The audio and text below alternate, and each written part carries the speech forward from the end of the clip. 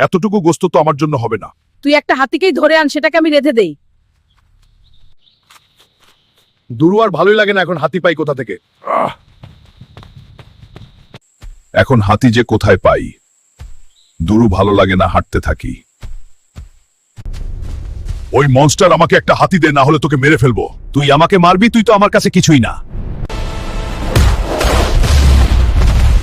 তোমরা তাড়াতাড়ি করে লাইক এবং সাবস্ক্রাইব করো, আমাকে শক্তি দাও।